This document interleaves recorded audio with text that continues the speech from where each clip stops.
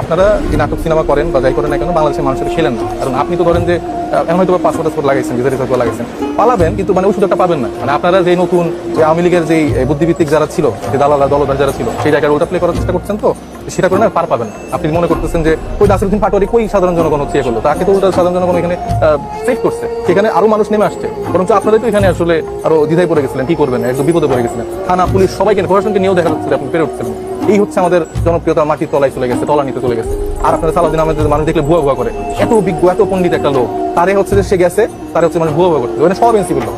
স্টেডিয়ামে হচ্ছে সে খেলা দেখতে গেছে, তার ওই পুত্ররে নিয়ে সেখানেও সব ভুয়া ভুয়া করছে। আমি বুঝলাম না, মানে বাংলাদেশের সব মানুষ কি এনসিপি জামাত এত লোক হয়ে গেছে, মানে স্টেডিয়ামে গ্যালারি ভর্তি মানুষ এনসিপি হইতে পারে, কারণ আসিফ মোহাম্মদ সজীব যে পরিমাণ লোকজন বসাইছে, সব মনে স্টেডিয়ামে লোকজন দর্শকতে পারবে না, স্টেডিয়ামে ভুয়া ভুয়া করে, রাস্তা দিয়ে হাঁটলে ভুয়া ভুয়া করে, আর হচ্ছে যে মানুষের নাকি আমাদেরকে পছন্দ করে না, ভালোবাসে না। উত্তরটা দেন। আচ্ছা বলুন। আচ্ছা ভাই ভাই ভাই আচ্ছা ভাই আচ্ছা ভাই